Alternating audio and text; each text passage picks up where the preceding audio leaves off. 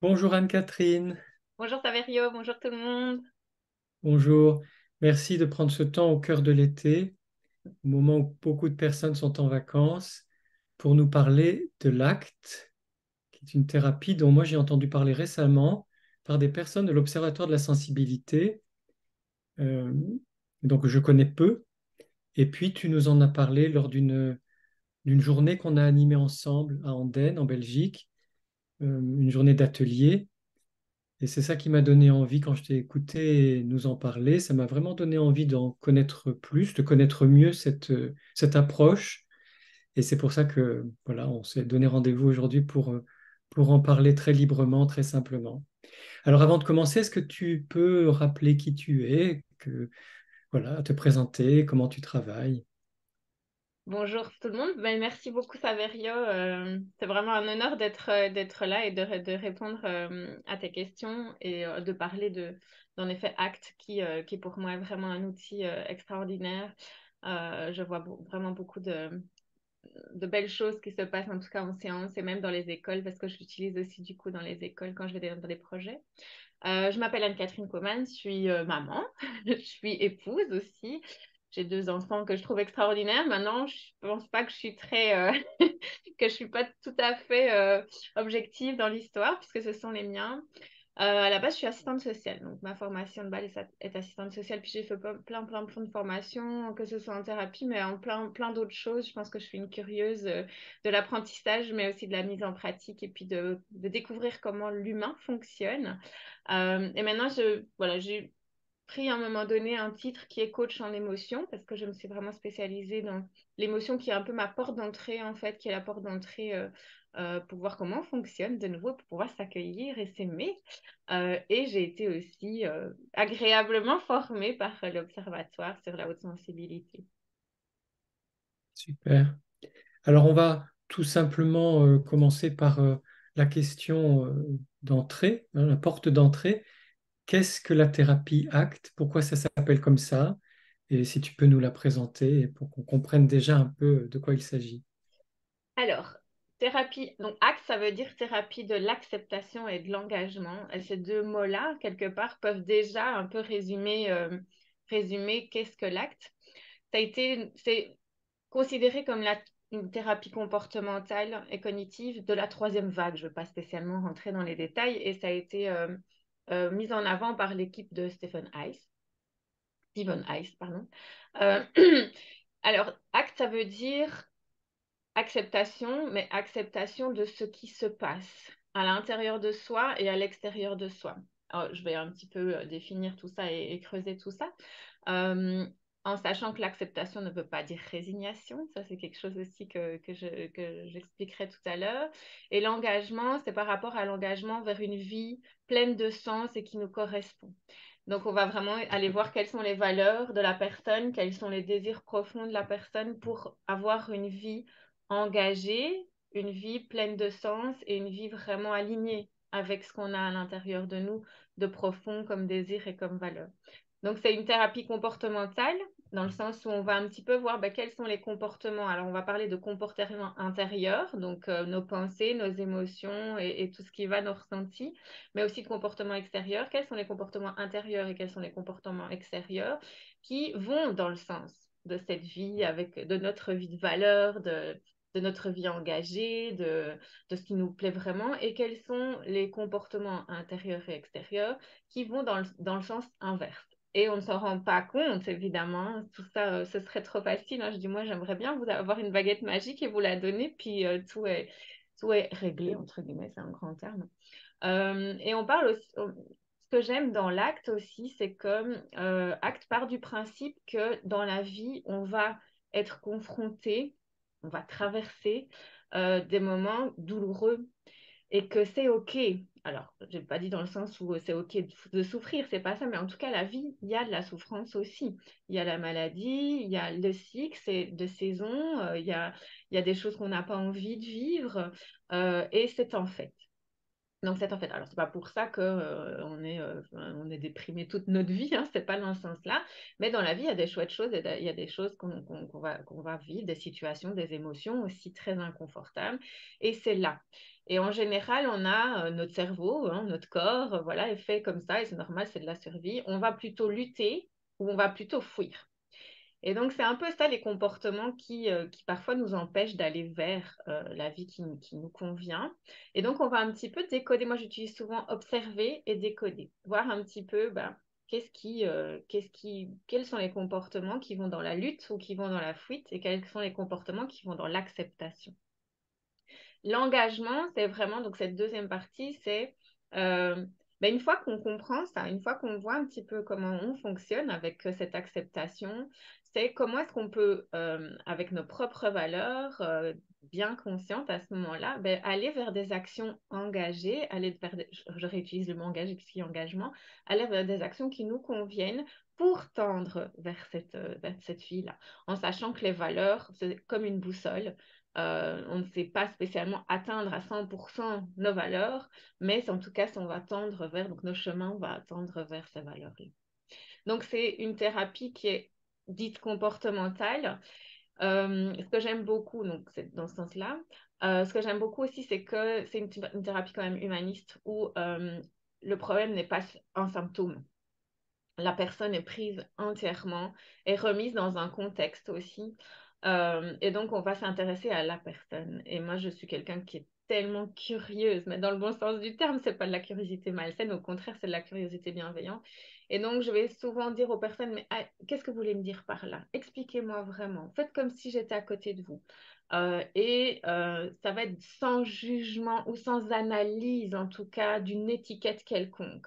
Et ça, c'est vraiment quelque chose qui me touche. D'ailleurs, j'ai les frissons en parlant parce que intuitivement, j'étais comme ça. Je suis comme ça. Je suis comme ça.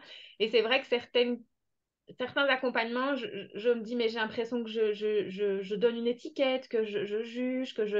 Et parfois, ça m'enferme. Et ça me plaisait pas. Tandis qu'ici, j'ai l'impression d'ouvrir vraiment les possibles en posant encore plus des questions, en étant curieuse. Et il y a ça. Et en plus, il y a le fait qu'on co-construit ensemble. Moi, je dis toujours, c'est un travail qu'on va faire ensemble. Alors, évidemment, c'est vous qui allez surtout euh, travailler. C'est vous qui allez vivre les choses puisque c'est vous qui venez, voilà.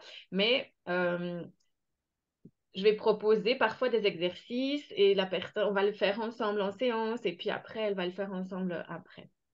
Alors justement, oui, concrètement, si je suis un patient qui vient te consulter pour cette thérapie, pour cette approche-là, comment ça se passe en séance?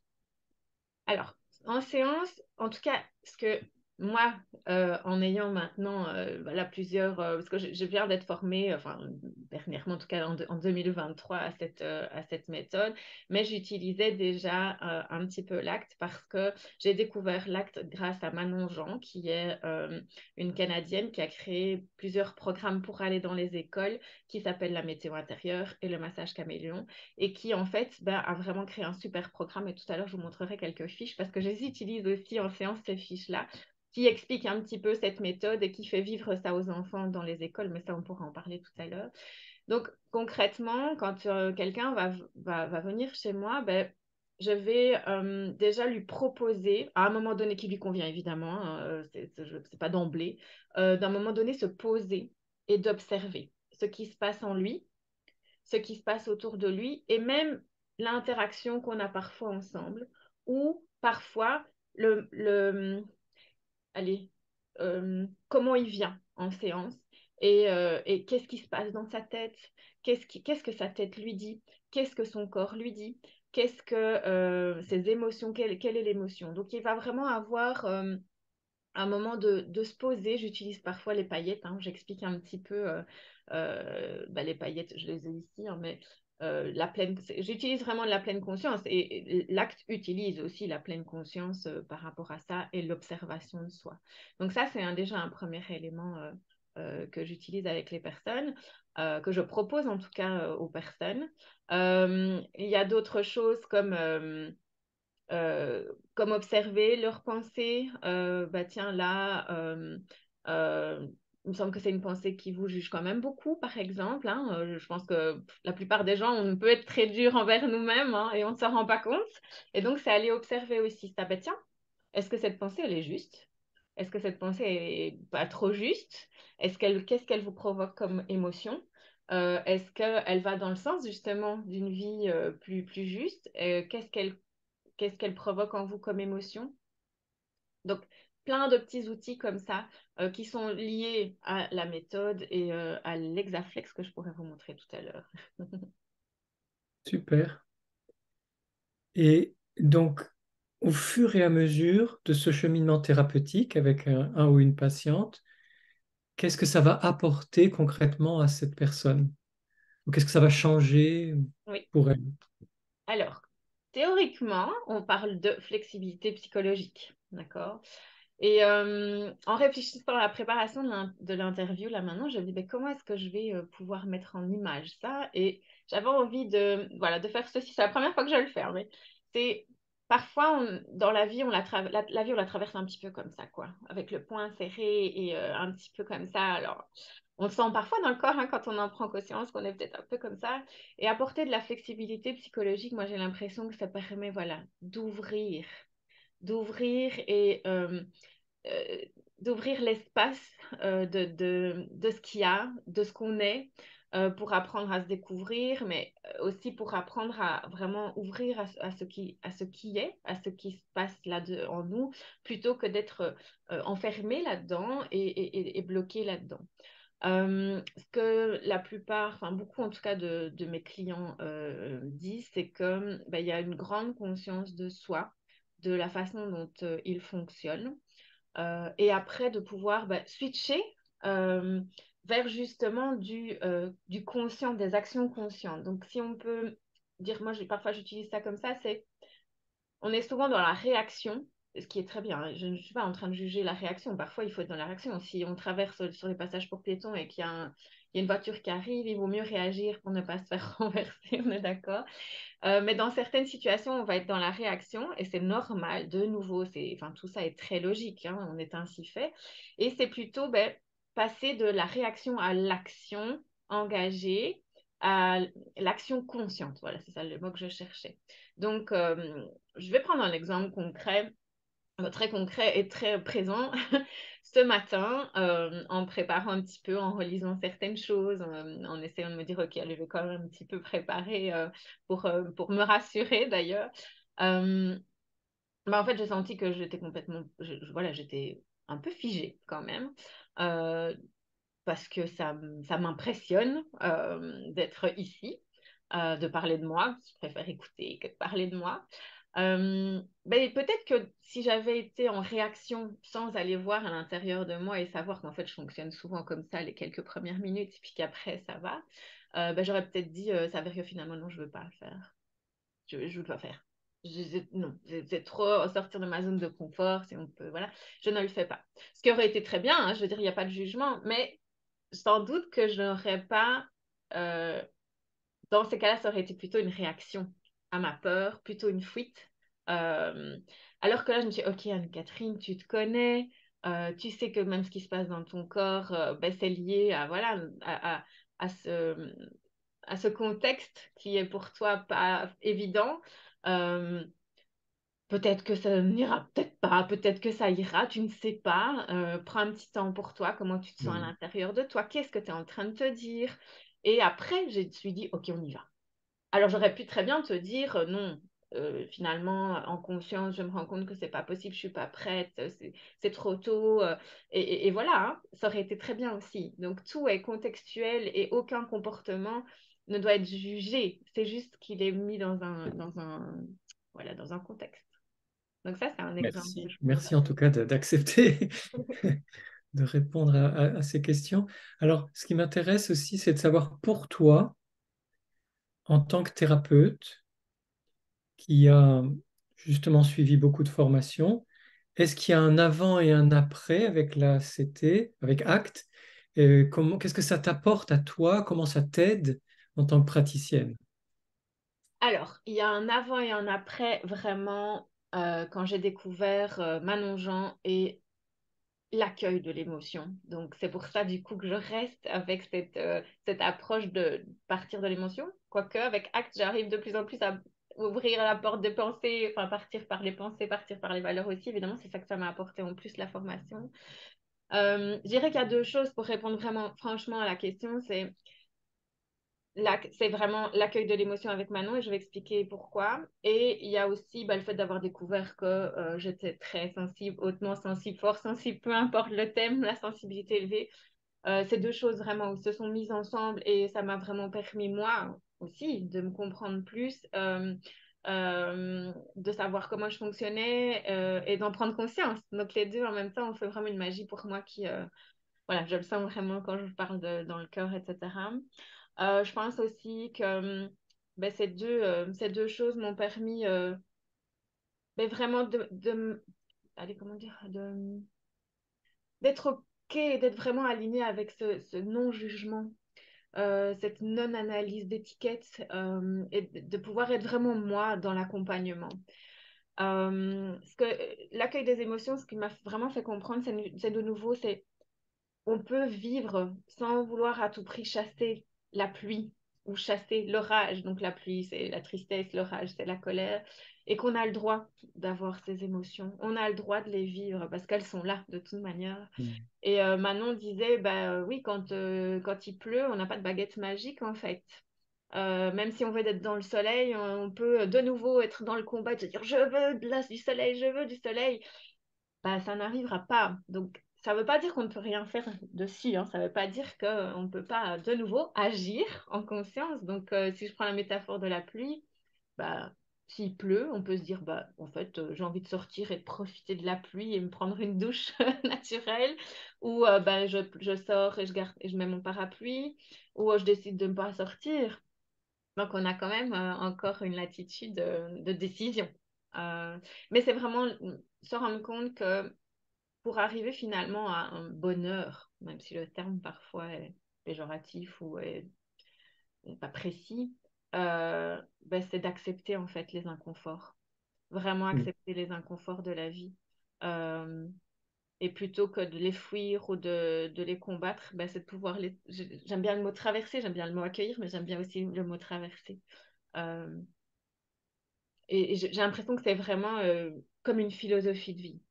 Accueillir quelque chose dans la tête, on voit. Moi, il m'a fallu vraiment presque un an pour vraiment comprendre, mais dans tous les corps, dans tout, voilà, dans la tête, dans le corps, dans le cœur, ce que c'est d'accueillir une émotion, ce que c'est d'accueillir un inconfort, ce que c'est d'accueillir une situation que j'ai pas envie.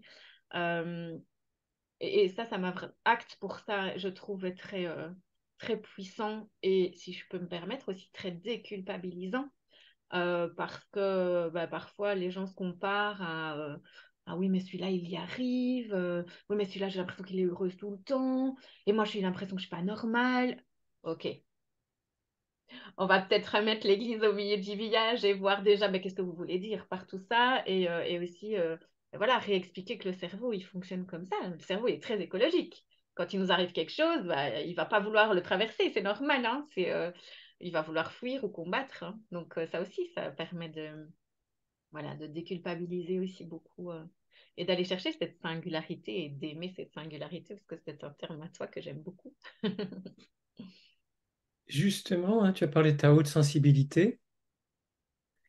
Qu'est-ce que cette approche, cette thérapie ACT peut apporter plus particulièrement aux personnes fort sensibles, aux personnes hautement sensibles?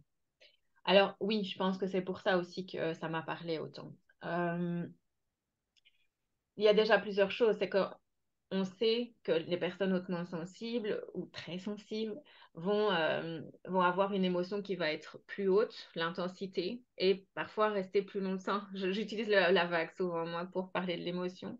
Donc cette première partie qui est vraiment l'accueil en fait est souvent plus intense chez une personne hautement sensible, peut-être parfois plus explosive, hein. Certaines personnes me parlent de ça et on va être impacté plus longuement par une situation qui nous a touchés. Et donc c'est quelque chose qui est inconfortable, je veux dire, on va pas se cacher. Alors quand c'est de la joie, c'est pas inconfortable, quoique quand ça voilà, quand parfois le cœur fait boum, boum, boum très fort, ça peut devenir quelque part inconfortable. Et donc, logiquement, de nouveau très contextuel, la personne va vouloir fuir ça en général parce que ça fait mal. Et donc, il y a vraiment ces exercices d'abord en séance et puis après à l'extérieur où ben, je vais proposer d'apprendre à aller regarder à l'intérieur de soi, vraiment à accueillir cette émotion et finalement à ben, peut-être ouvrir le fait que ben, oui, c'est là, et ça va plus me manger peut-être comme autant, ou ça va plus me faire peur comme autant. Euh, et donc, par rapport à l'émotionnel, il y a ça. Par rapport aux pensées, ben, je pense que quand même, quand on est hautement sensible, ça, mon débit de parole le prouve, hein. Je pense qu'on a des idées qui partent dans tous les sens, des ruminations qui parfois ne nous font pas beaucoup de bien. Et donc, bah, comme je dis souvent, notre cerveau, c'est un coquin, hein. Notre cerveau, en fait, c'est une machine à penser. Et donc, de nouveau, de pouvoir observer ces ruminations.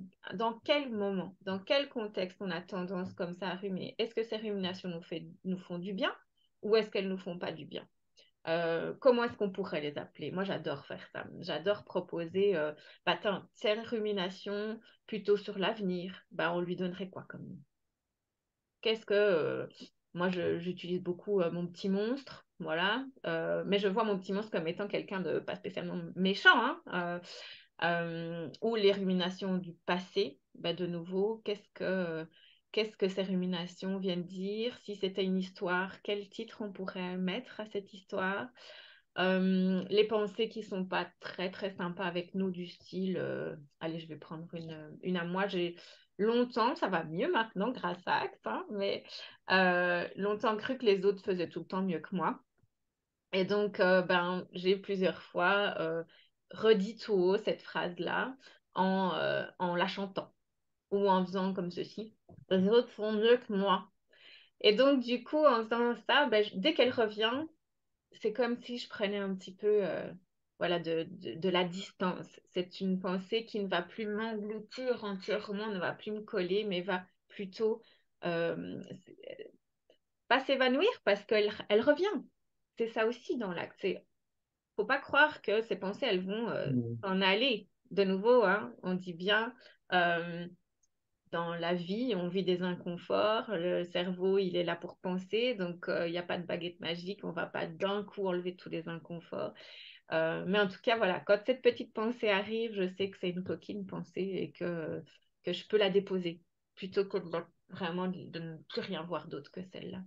Et donc, pour les personnes hautement sensibles, je trouve que vraiment, hein, aller observer ses pensées et voir comment est-ce qu'on peut, on utilise le terme diffusionner, hein, comment est-ce qu'on peut diffusionner. Donc, il y a ça. Il y a le fait de pouvoir bah, vivre le moment présent.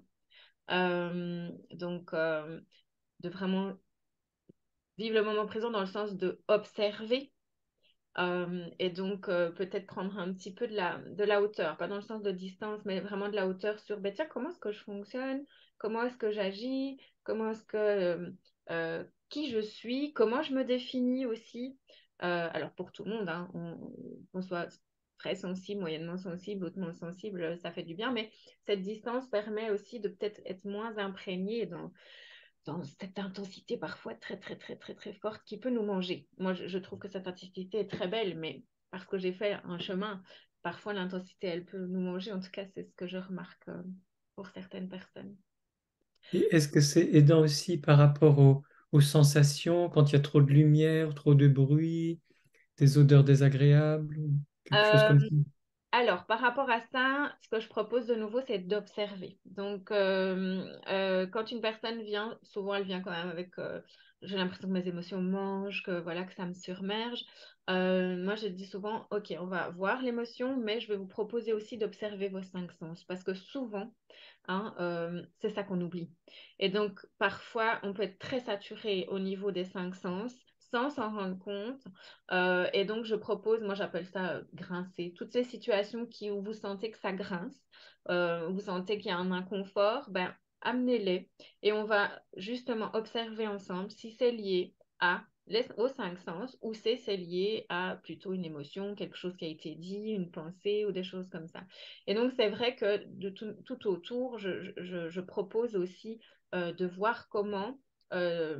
ce qui se passe autour de la personne impacte, je ne sais pas le bon terme non plus, mais impacte cette tasse qui est pleine ou qui n'est pas pleine, hein, j'utilise souvent ce terme-là. Ben voilà, vous, on a votre état de tasse. Et c'est vrai que ben, après, l'action engagée, si on revient avec le terme acte, ben, ce serait ben, mettre des lunettes de soleil dès qu'on prend la voiture. Ou ce serait ben, de mettre des bouchons quand on est dans un open space. Ou ce serait ben, de pouvoir oser aller aux toilettes quand on est saturé complètement pour avoir une bonne respiration. Donc, de nouveau, l'observation si précieuse à l'acte euh, est utile, je trouve. Enfin, en tout cas, c'est la méthode que j'utilise. C'est pas la seule et la meilleure, hein, mais c'est celle que j'aime moi. Et en t'entendant, je me dis ça nous aide à nous écouter, à nous respecter et à faire ce qui est bon pour nous, à répondre à nos besoins. Oui, tout à fait. Donc, moi je dis souvent, on va observer pour apprendre à se comprendre, euh, pour après accueillir et puis après agir.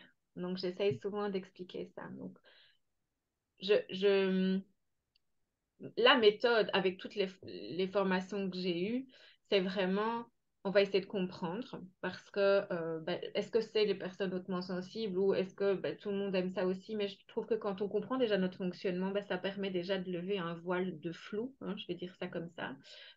Et donc, je vais montrer certaines affiches. Mais je leur demande à chaque fois, je dis, est-ce que là, vous êtes OK que je vous explique un petit peu? Parce que je ne voudrais pas rentrer dans le rôle de l'expert.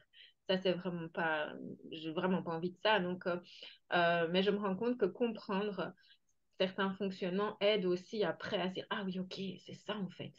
Ah oui, je me souviens. Et donc, je m'observe en faisant ça, etc. C'est pour ça que, en général, quand une personne vient avec justement, je pense que je suis hypersensible, parce que c'est le terme qui est utilisé souvent, je dis, bah, qu'est-ce que vous connaissez de l'hypersensibilité? Et puis, je réexplique un petit peu. Comme ça, ils savent que, ah bah oui, si je réagis comme ça, c'est peut-être lié à cette caractéristique-là. Et déjà, ça, je trouve que ça permet de soulager, en fait, un petit peu les personnes. Mais là, je m'éloigne un peu de la question, je suis désolée. Non, non, c'est très, très, très juste, très bien. Alors justement, puisqu'on parle de sensibilité, la sensibilité est très liée à l'intuition. Quelle place a l'intuition dans ta pratique, autant de ton côté à toi de thérapeute que du côté des patientes ou des patients ou des personnes qui viennent te consulter? Alors, vraiment des deux, parce que dès que tu as posé la question, j'ai pensé à deux, aux deux choses. Euh, je, voilà, si je peux me permettre ces termes-là, beaucoup de personnes viennent vers moi en disant je l'ai senti, mais j'ai quand même été. J'ai senti qu'il fallait pas, mais j'ai quand même été. Ou j'ai senti qu'il y avait quelque chose, mais j'ai un peu zappé ça. Et donc, dans ces cas-là, je me dis, bah, tiens, est-ce que vous parleriez, vous, d'intuition? Est-ce que quand vous dites j'ai senti qu'il y avait quelque chose, est-ce que pour vous, ce serait égal à l'intuition? Et en général, ils disent, ah, bah oui, c'est vraiment le terme. Même parfois, ils l'utilisent eux-mêmes, hein. Et donc, du coup, j'utilise vraiment les outils d'acte pour voir, bah, tiens, qu'est-ce que votre intuition vous a dit? Qu'est-ce que vous avez ressenti à ce moment-là? Et puis après, mais qu'est-ce qui a fait que finalement vous avez été là? Quelles sont de nouveau les émotions? Quelles sont les pensées? Quels sont vos schémas aussi, hein, parce qu'on va observer du coup les schémas répétitifs, hein, et en mettre parfois un nom. C'est d'ailleurs très intéressant de voir les noms qui sortent parfois. Ça peut être très comique aussi. Et donc, de vraiment se reconnecter aussi par la pleine conscience à cette connexion de l'intuition. Alors, tout en ouvrant aussi, en disant, ben voilà, peut-être que parfois, ceci va être lié à plutôt une peur, hein, parce que c'est ça, hein, parfois l'intuition, c'est très subtil, et de savoir si c'est lié à une peur qui, du coup, veut nous éviter de vivre la chose ou est-ce que c'est vraiment une intuition parce qu'on se dit non, là, c'est pas ma place? C'est souvent difficile, je trouve. Alors, il y a plein de doutes qui viennent, il y a plein de pensées, de ruminations. Et donc, du coup, ouais, ça m'arrive beaucoup, beaucoup, beaucoup de travailler justement ça pour aller affiner. Ben, tiens, est-ce que c'est mon intuition ou est-ce que c'est ma peur? Et après, qu'est-ce que j'en fais? Et de nouveau, il n'y a pas de bon ou de mauvaise décision, mais c'est vraiment de se rendre compte de nouveau, de prendre conscience et pour agir après avec conscience pour soi et pas par automatisme, pas par schéma, pas par pour d'autres raisons qui ne sont pas finalement soi. Donc, voilà, c'est un exercice que je propose souvent quand même, d'observer, voilà, de les décoder. Ben, est-ce que c'est vraiment l'intuition? Est-ce que c'est autre chose? Et à la prochaine fois, comment vous allez faire, etc. Donc, donc oui, c'est vraiment quelque chose qui revient souvent chez les personnes. Et pour moi, justement, l'acte permet c'est la créativité. Moi, je me rends compte que intuition et créativité, chez moi, en tout cas, fait vraiment un lien. Et je me permets maintenant, vraiment, surtout depuis la formation, où ben, les formateurs ont dit, mais allez-y, permettez-vous, l'erreur est un apprentissage et on est là. Et donc, ça m'a permis aussi de développer ma confiance en ma création, en ma créativité. Et donc, parfois, j'ai des idées de propositions, d'exercices, d'observation. Et je me dis, bah, tiens, je vais le proposer. Je vais le proposer, puis si la personne, ça ne l'attend pas, ben, voilà, mais c'est vraiment des exercices que je n'impose pas. C'est des exercices qui font de nouveau aider la personne à s'observer, à voir, bah, tiens, mes valeurs, est-ce qu'elles ont été bafouées là, ou est-ce qu'au contraire, c'était des valeurs qui me sont chères. Et maintenant que je sais quelles sont mes valeurs, ben, vers quelle vie j'ai envie d'aller, quoi. Oui, alors c'est important tout ça, hein, sensibilité, intuition, créativité, ça va ensemble. Les valeurs et la façon dont on peut être bafoué. La dernière fois qu'on a enregistré un entretien, on a parlé de violence à l'école, au collège, au lycée, qui sont des violences qui existent aussi partout dans la société. Comment ACT, comment cette approche peut aussi nous aider, t'aider toi en tant que thérapeute, mais aider aussi les personnes qui viennent te voir, et peut-être dans les écoles, comment cette approche peut nous aider à prendre conscience de la violence, à faire baisser ce niveau de violence, à favoriser la médiation, la négociation, la rencontre, même dans le désaccord, plutôt que d'être dans la confrontation et la violence. Oh là là, il y a plein de choses qui me viennent en tête. Merci pour la question. Alors, je vais essayer de pouvoir structurer dans ma tête, hein, parce que moi, quand je suis passionnée, je m'emballe. Donc, merci de me ramener d'ailleurs, ça va rien. La première chose, c'est déjà, et ça, je le découvre de plus en plus, c'est cette valeur-là. Alors, si vous m'avez dit il y a un an, oui, mais les valeurs, tu verras, je me serais dit oui, bon, ok. Mais vraiment, quand les valeurs commencent à être déjà découvertes par la personne et prennent du sens, du coup, la personne va vraiment, et moi c'est pareil, hein, va s'ancrer dans ces valeurs-là pour voir ce qui lui convient vraiment comme vie, que ce soit dans le boulot, que ce soit à l'école pour les enfants, mais ça on en parlera un peu plus tard. Alors parfois, évidemment, découvrir ça, ça peut être confrontant, parce que du coup, on peut se dire, bah, tiens, est-ce que finalement je suis bien à la bonne place dans mon travail? Mhm. Il y a de nouveau pas de mauvaise ou de bonne décision. Moi, je dis souvent, quand on se rend compte qu'une situation ne nous convient pas, il y a un peu comme trois choix. Alors, de nouveau, je caricature, mais enfin, c'est pas caricaturer, je simplifie, mais c'est soit on se rend compte qu'on ne doit pas y rester, soit on se rend compte qu'on a envie de rester, mais comment alors du coup on met nos valeurs euh, au, au sein de ce qu'on vit, ou alors bah, on y reste et puis bah, souvent le corps il en prend quand même un peu, quoi. Donc en voyant ça, en allant voir dans nos valeurs, ben, on peut se dire, OK, à un moment donné, ça ne nous convient plus, ce système-là ne nous convient plus, on s'en va, ou ce système ne nous convient plus, mais on essaye quand même, par l'exemple de nos valeurs, qui vont être des valeurs plutôt humanistes, alors dans ce cadre-là, hein, comment est-ce qu'on peut apporter notre petite pierre à l'édifice? Et donc, du coup, moi, c'est vrai qu'en général, je parle alors de communication, je vais dire bienveillante parce que non violente, je sais que le monsieur qui a créé ça aurait préféré ne pas mettre le mot violence dedans. Ou vraiment, je vais dire, ben, comment est-ce qu'alors, du coup, vous pourriez utiliser une communication bienveillante pour faire passer ce message que vous, vos valeurs n'ont pas été prises en compte là-dedans. Et donc, du coup, bon, ça, c'est... Est-ce que c'est une croyance qui est juste ou pas? Je ne sais pas, mais moi, je dis toujours que par l'exemple, on finit par faire, par semer d'autres graines. Et donc, en étant nous-mêmes alignés avec ce qu'on est, en ne nous laissant plus faire à tout prix, en osant dire stop, parce que ça, c'est quand même souvent quelque chose qu'on discute, hein, enfin, qu'on discute. C'est souvent un thème qui est vraiment travailler aussi, enfin travailler, c'est pas le bon terme, mais en séance, comment est-ce qu'on peut dire stop, comment est-ce qu'on peut vraiment se respecter en fait, mais de manière en communiquant de façon bienveillante. Et donc, voilà, parfois il y a des situations comme ça qui se dénouent en ayant été exprimées de manière bienveillante, etc., les choses, et en disant stop, en fait, c'est fini. Euh, il y a ça. Il y a le fait aussi que, de nouveau, en, en résumant, quand quelque chose nous fait mal, en général, on va soit attaquer, enfin, moi j'utilise ça souvent avec la colère, on va peut-être plutôt aller jeter son éclair sur l'autre ou on va se faire du mal à soi, d'accord? Il y a peut-être d'autres façons de faire.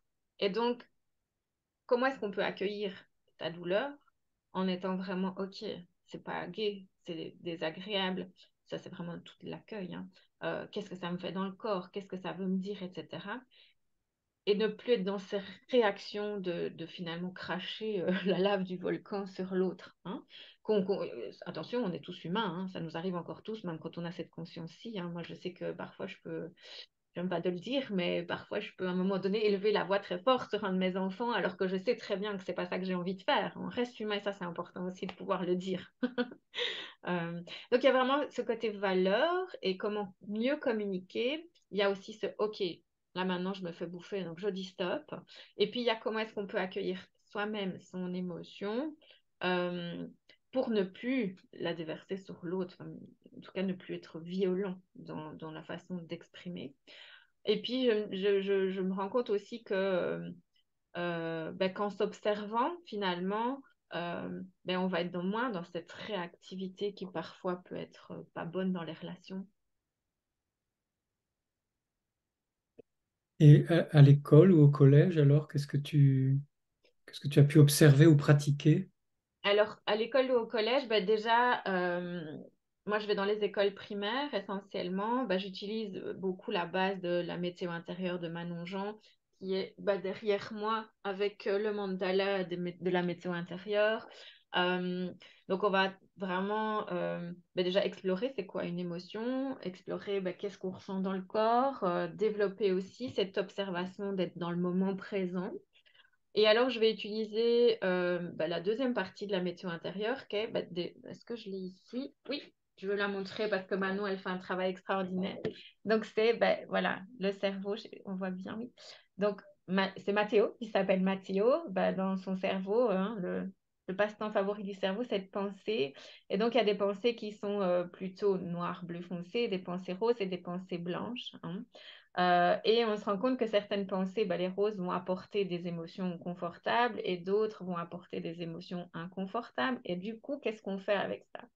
Et l'enfant va vraiment se rendre compte que, ah oui, tiens, mes pensées aussi, je peux avoir, si je les remarque, je peux me rendre compte que déjà, il y en a qui ne sont pas vraies. Et donc là, je vais vraiment utiliser plutôt les accords Toltec aussi, mais tout ça, c'est de l'acte pour moi, hein, la pleine conscience, observer ses pensées, accueillir ses émotions, utiliser l'accord Toltec, utiliser les illusions d'optique aussi. Moi, je n'ai pas pris ma tasse. Oh, dommage, j'ai pas pris ma tasse, je vais prendre autre chose alors. Qu'est-ce que je vais prendre de joli? Oh, non, ça n'ira pas. Oh, mince, dommage. Ah, si, je peux prendre une carte de visite ou... Oh, voilà, je vais prendre ça, c'est pas... Si je montre ceci à toi, tu vas me dire qu'est-ce que tu vois, si je te demande ce que tu vois. Je vois trois cubes, A, avec des lettres à l'intérieur, A au-dessus, C d'un côté et T de l'autre. Eh bien, moi, je vais dire, non, t'as tort, je ne vois rien.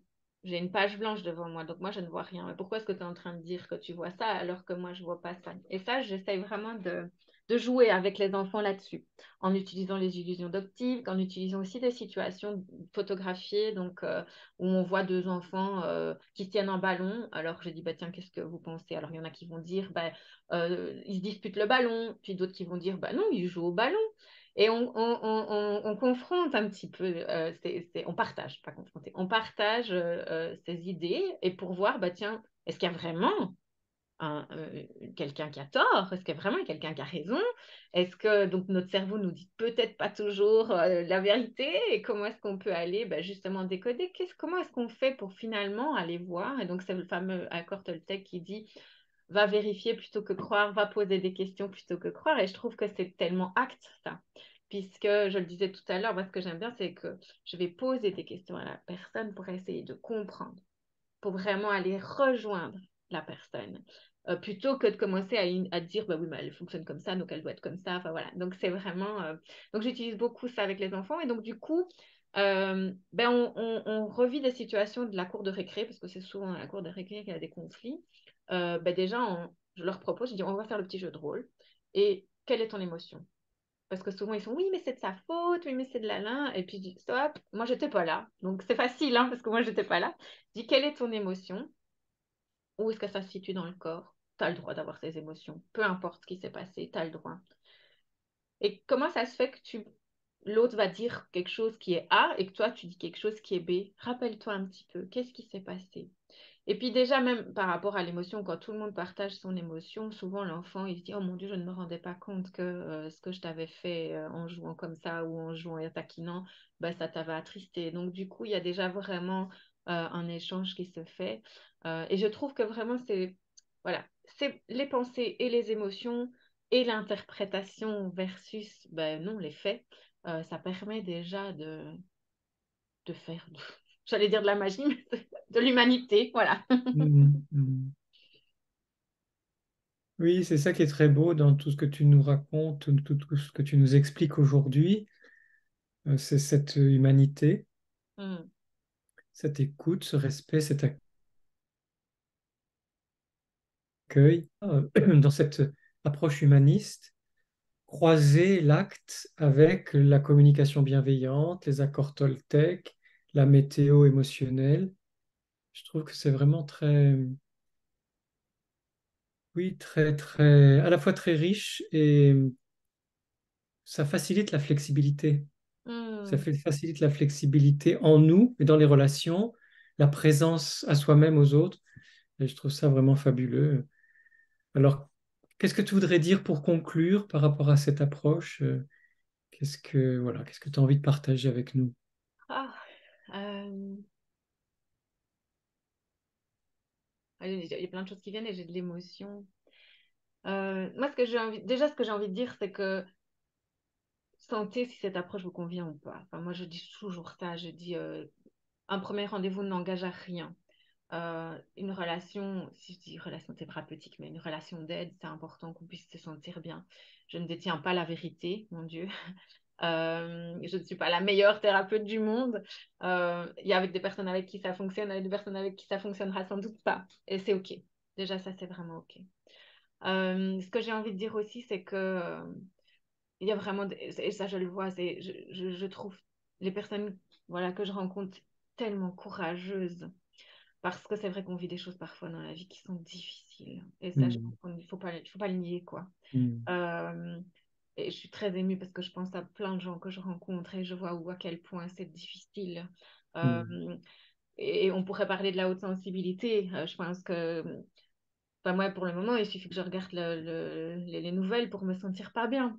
hmm, Et je le sais. Et donc, hmm, vivre avec beaucoup de sensibilité dans notre monde qui n'est pas parfois très sensible, hein, tu sais, c'est toi qui le dis aussi, mais ça peut être très, très dur parfois. hmm, Et, et je trouve qu'en tout cas, savoir que il y a des approches, il y a des personnes qui peuvent accompagner euh, cette souffrance, euh, waouh, quoi. Ça fait vraiment beaucoup de bien. Et je trouve que l'acte permet vraiment cette conscience de soi, cette hmm, conscience de ce qui se passe dans la relation aussi. Donc, ces deux choses-là.